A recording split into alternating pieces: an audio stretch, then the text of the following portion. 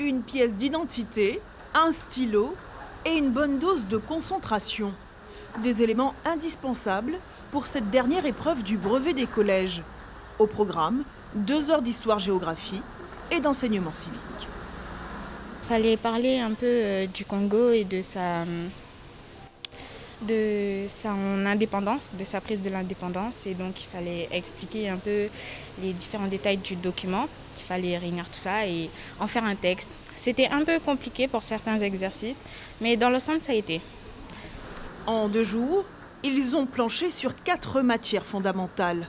Pour aborder au mieux les épreuves, ces collégiens ont développé différentes techniques de révision. Je faisais des fiches de révision, je révisais et quand je venais devant la salle, je regardais un peu mon téléphone pour essayer de réviser avant de passer l'épreuve. J'essayais chaque soir, chaque matin, je sais pas, de prendre un petit peu de temps. Fallait surtout voir les notions un peu des années passées. C'était depuis la 5e, donc après j'ai fait avec ce que j'avais, mes capacités, etc. On stresse vraiment pour savoir si tout le monde va réussir ou pas. Si certains sont dans le doute, d'autres en revanche ont déjà réussi grâce aux notes obtenues tout au long de l'année scolaire. J'ai pas plus stressé que ça, mais bon, j'essaye d'obtenir une mention, donc je fais tout mon possible pour l'avoir. Pour cette principale, le diplôme national du brevet a une portée très symbolique. C'est leur premier diplôme, c'est à mes yeux et aux leurs aussi d'ailleurs, très important.